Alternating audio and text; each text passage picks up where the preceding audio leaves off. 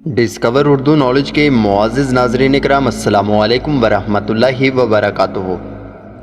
سامعین محترم، آج کم از کم 13,000 سیٹلائٹ چینلز فضا سے نشریات دے رہے ہیں، جو دنیا بھر میں موجود چینلز کا ایک حصہ بنتا ہے، جو آج فتنوں اور بلاؤں کے انتشار کا ذریعہ بنے ہوئے ہیں۔ گزشتہ ویڈیو میں ایک حدیث مبارکہ ان فتنوں کی طرف ایک عمومی اشارہ دیتی ہے، جس میں آپ صلی اللہ علیہ وآلہ وسلم نے فرمایا کہ نیک عمل کرنا بے حد مشکل ہو جائے گا، لیکن بعض دیگر احادیث میں ان چینلز اور ان کی برائیوں کی طرف نسبتاً واضح اشارہ ملتا ہے، جیسے کہ امام ابن ابی شیبہ نے اپنی کتاب میں صحیح سند کے ساتھ حضرت حذیفہ بن یمان رضی اللہ تعالیٰ عنہ سے یہ روایت ذکر کی ہے کہ انہوں نے فرمایا، مجھے خدشہ ہے کہ تم پر آسمان سے شر نازل ہوگا جو فیافی تک پہنچ جائے گا۔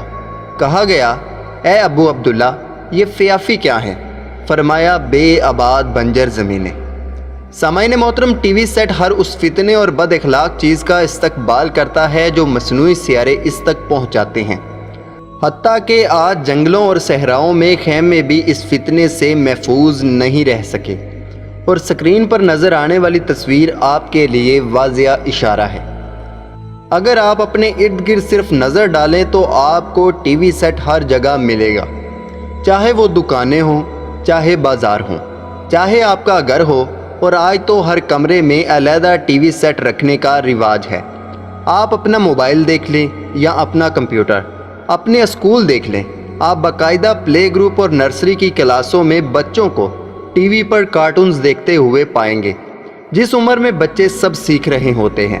یہی وجہ ہے کہ آج بچے مدرسے کی بجائے اسکول جانا زیادہ پسند کرتے ہیں۔ آپ اپنے دفاتر دیکھ لیں، اور حتیٰ کہ آج تو مساجد میں بھی ٹی وی سیٹ موجود ہے، کیونکہ ٹی وی سیٹ کے بنا سیٹلائٹ سے آنے والا سگنل بے معنی ہے۔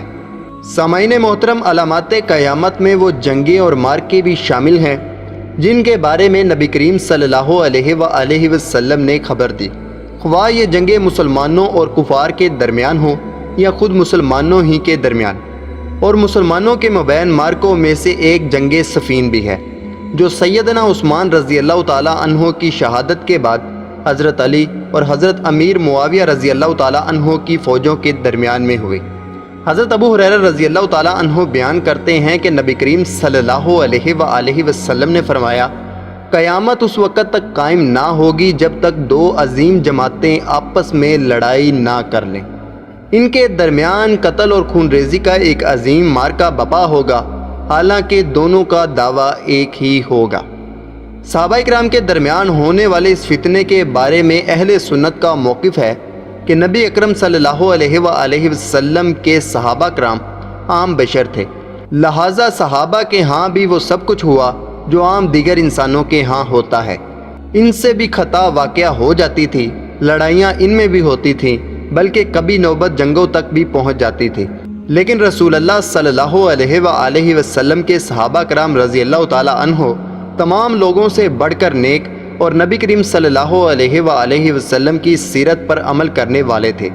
اس لیے صحابہ کرام رضی اللہ تعالیٰ عنہ کے درمیان جو بھی اختلافات تھے، ان پر مکمل خاموشی اختیار کی جائے۔ یہاں پر بس آپ کو بتانے کا مقصد یہ تھا کہ نبی کریم صلی اللہ علیہ وآلہ وسلم نے پہلے ہی بتا دیا کہ ایسا ہوگا اور اسے قیامت کی نشانیوں میں شامل کر دیا۔ سامعین محترم، علامات قیامت میں ایسے جھوٹے اور گھٹیا لوگوں کے ظہور کا بھی ذکر ہے جو نبوت کا دعویٰ کریں گے اور اپنی خرافات اور باطل باتوں کے ذریعے فتنہ پیدا کریں گے۔ نبی کریم صلی اللہ علیہ وآلہ وسلم نے امت کو خبر دی ہے کہ ان جھوٹے نبوت کا دعویٰ کرنے والوں کی تعداد 30 کے قریب ہوگی۔ آپ صلی اللہ علیہ وآلہ وسلم نے فرمایا، قیامت قائم نہ ہوگی جب تک 30 کے قریب جھوٹے دجال ظاہر نہ ہو جائیں۔ ان میں سے ہر ایک یہ دعویٰ کرے گا کہ وہ اللہ کا رسول ہے، اور یہ علامت بھی ظاہر ہو چکی ہے۔ زمانہ قدیم اور جدید میں جھوٹی نبوت کے دعوے سامنے آ چکے ہیں، اور اس میں کوئی شک نہیں کہ کانے دجال کے آنے سے پہلے نبوت کے کچھ اور دعوے دار بھی سامنے آ جائیں گے، کیونکہ رسول اللہ صلی اللہ علیہ وآلہ وسلم نے ایک روز خطبہ دیتے ہوئے ارشاد فرمایا، اللہ کی قسم، قیامت قائم نہ ہوگی جب تک 30 جھوٹے دجال ظاہر نہ ہو جائے، اور اس سلسلے کی آخری کڑی کانا مسیح دجال ہے۔ اسی طرح ایک اور جگہ حضرت ثوبان رضی اللہ تعالی عنہ سے روایت ہے کہ نبی کریم صلی اللہ علیہ وآلہ وسلم نے فرمایا، قیامت اس وقت تک قائم نہیں ہوگی جب تک میری امت کے کچھ قبائل دوبارہ مشرکین سے نہ مل جائیں اور وہ بتوں کی پوجا نہ کر لیں۔ میری امت میں 30 جھوٹے ظاہر ہوں گے، ان میں سے ہر ایک گمان کرے گا کہ وہ نبی ہے، حالانکہ میں خاتم النبیین ہوں، میرے بعد کوئی نبی نہیں۔ اس طرح ایک اور جگہ سیدنا حذیفہ رضی اللہ تعالی عنہ بیان کرتے ہیں کہ نبی کریم صلی اللہ علیہ وآلہ وسلم نے فرمایا، میری امت میں 27 جھوٹے دجال مدعیان نبوت پیدا ہوں گے، ان میں 4 عورتیں بھی ہوں گی، ان لوگوں کی بڑی تعداد ماضی میں ظاہر ہو چکی ہے، ایک نظر ان پر بھی ڈالتے ہیں۔ رسول اللہ صلی اللہ علیہ وآلہ وسلم کی حیات مبارکہ کے آخری ایام میں یمن میں اسود انسی نامی ایک شخص نے اسلام کے خلاف ہو کر اپنے نبی ہونے کا اعلان کر دیا تھا، اور یہ جھوٹی نبوت کرنے والا پہلا شخص تھا۔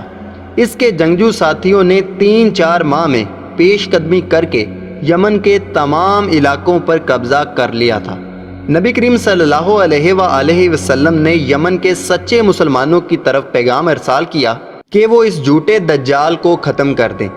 اس کی بیوی اللہ تعالیٰ اور رسول اللہ صلی اللہ علیہ وآلہ وسلم پر ایمان رکھتی تھی۔ اس نے نبی کریم صلی اللہ علیہ وآلہ وسلم کے حکم پر لبیک کہتے ہوئے مخلص مسلمانوں کا ساتھ دے کر اسے قتل کر دیا۔ اس کے قتل کے ساتھ ہی یمن میں اسلام اور اہل اسلام کو غلبہ حاصل ہو گیا۔ اس جھوٹے شخص کا زمانہ نبوت صرف 3-4 ماہ پر محیط تھا۔ سامعین محترم، جھوٹی نبوت کا اعلان کرنے میں ایک شخص طلیحہ بن خویلد اسدی بھی تھا۔ مسلمانوں کی اس سے کئی لڑائیاں ہوئیں، بالآخر وہ سچے دل سے مسلمان ہو گیا اور اسلامی لشکر میں شامل ہو گیا۔ اس نے اللہ کی راہ میں کفر کے ساتھ متعدد مارکوں میں بڑی جوان مردی سے حصہ لیا اور آخرکار نہاوند کی جنگ میں شہادت سے سرفراز ہوا۔ انہی میں سے ایک مسلمہ کذاب بھی تھا۔ اس کا دعویٰ تھا کہ اس کے پاس صرف رات کے اندھیرے میں وحی آتی ہے۔ خلیفہ اول حضرت ابوبکر صدیق رضی اللہ تعالی عنہ نے مسلمہ کو مارنے کے لیے ایک لشکر حضرت خالد بن ولید، اکرمہ بن ابی جہل اور شرحبیل بن حسنہ کی سربراہی میں روانہ کیا۔ مسلمہ نے اسلامی لشکر کا مقابلہ 40,000 جنگجوؤں کے ساتھ کیا۔ دونوں فوجوں کے درمیان متعدد خونریزی کے مارکے ہوئے اور بالآخر شکست مسلمہ اور اس کے لشکر کا مقدر بنی۔ مسلمہ وحشی بن حرب رضی اللہ تعالی عنہ کے ہاتھوں واصل جہنم ہوا، حق کو فتح نصیب ہوئی اور توحید کا علم بلند ہوا۔ سامعین محترم، جھوٹی نبوت کے دعووں میں ایک عورت سجا بنت حارث بھی تھی۔ اس کا تعلق عرب کے عیسائیوں سے تھا۔ اس نے رسول اللہ صلی اللہ علیہ وآلہ وسلم کی وفات کے بعد نبوت کا دعویٰ کیا۔ اس کے اپنے قبیلے کے اور دیگر قبائل کے لوگوں کی ایک کثیر تعداد اس کے ساتھ مل گئی۔ سجا اپنے لشکر کے ساتھ ارد گرد کے قبائل کے ساتھ لڑائیاں کرتی ہوئی یمامہ پہنچ گئے۔ وہاں اس نے مسلمہ کی نبوت کو تسلیم کر لیا اور اس سے شادی کر لی۔ جب مسلمہ واصل جہنم ہو گیا تو وہ واپس اپنی قوم کے پاس چلی گئی۔ پھر وہ مسلمان ہوئی اور اسلام پر خوب جمی رہی، اور پھر بصرہ میں اس نے وفات پائی۔ سامعین محترم، ویسے تو بہت سے لوگوں نے جھوٹی نبوت کا دعویٰ کیا، لیکن عصر حاضر میں تقریباً 1 صدی قبل ہندوستان میں ایک شخص ظاہر ہوا۔ اس کا نام مرزا غلام احمد قادیانی تھا۔ اس نے نبوت کا دعویٰ کیا اور کہا کہ اس پر آسمان سے وحی نازل ہوتی ہے۔ اس کا یہ بھی کہنا تھا کہ اللہ نے مجھے خبر دی ہے کہ تم 80 سال تک اس دنیا میں زندہ رہو گے۔ لوگوں کی ایک خاص تعداد اس کی پیروکار بن گئی، مگر علماء حق نے اس کا تعاقب کیا، اس کے خود ساختہ دلائل کا بھرپور جواب دیا اور واضح کیا کہ وہ نبی نہیں بلکہ دجال اور کذاب ہے۔ ان علماء کرام میں سب سے زیادہ مرزا قادیانی کی تردید جس شخصیت نے کی وہ تھے حضرت مولانا ثناء اللہ امرتسری رحمۃ اللہ علیہ۔ وہ مرزا قادیانی کے سب سے شدید ناقد اور پیچھا کرنے والے تھے۔ سن 1326 ہجری یعنی 1908 میں مرزا قادیانی نے مولانا ثناء اللہ امرتسری کو مبالغے کا چیلنج دیا اور دعویٰ کیا کہ ہم دونوں میں سے جو جھوٹا ہوگا وہ سچے کی زندگی میں مر جائے گا۔ مرزا قادیانی نے دعا کی کہ یا اللہ، ہم دونوں میں سے جو جھوٹا ہے اسے سچے کی زندگی میں موت سے دوچار کر اور اس پر طاعون کی ایسی بیماری مسلط فرما جو اس کی موت کا سبب بن جائے۔ اس کی دعا کے 1 برس بعد مرزا اپنی ہی بددعا کا شکار ہو گیا۔ مرزا قادیانی کا سسر بیان کرتا ہے کہ مرزے کا مرض جب بہت بڑھ گیا تو اس نے مجھے نیند سے جگا کر مجھے مخاطب کر کے کہا کہ مجھے لگتا ہے مجھے ہیضے کی بیماری لگ گئی ہے، اور یہ اس کے آخری الفاظ تھے، اور وہ شدید تکلیف میں دم توڑ گیا۔ سامعین محترم، قیامت تک ایسے ہی جھوٹے نبوت کے دعویٰ کرنے والے پیدا ہوتے رہیں گے جب تک وہ تعداد جو آقا صلی اللہ علیہ وآلہ وسلم نے بیان کی پوری نہیں ہو جاتی۔